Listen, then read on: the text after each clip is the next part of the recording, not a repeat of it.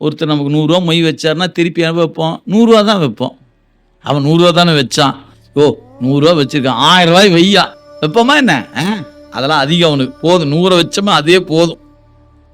கொடுத்ததை திருப்பி கொடுத்தா போதாதா என்ன? அவன் அப்படி இல்லைங்க. நீங்க கொடுத்தீங்கன்னா திருப்பி 1000 மடங்கு திருப்பி கொடுப்பான்.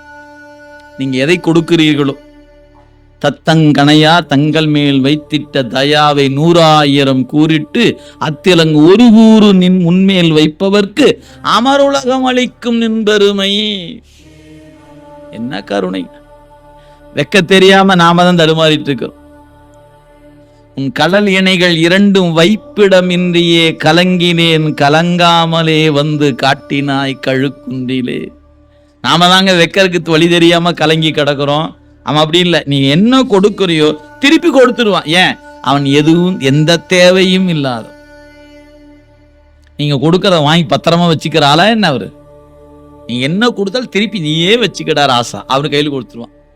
நமக்கு தான் கொடுக்க மனசு இருப்பதில்லை. நீங்க 100 கொடுத்தா 1000 கொடுப்பான், லட்சத்தை கொடுத்தா கோடியா கொடுப்பான். ஆனா நாம ஐயோ அதையும் அவர்கிட்ட கொடுப்பான, நம்ம காசு இல்லையா, நம்ம பத்திரமா வச்சுக்குவோமே. நீங்க உங்களையே கொடுத்தீங்கன்னு தன்னையே கொடுத்துருவானே அவன்.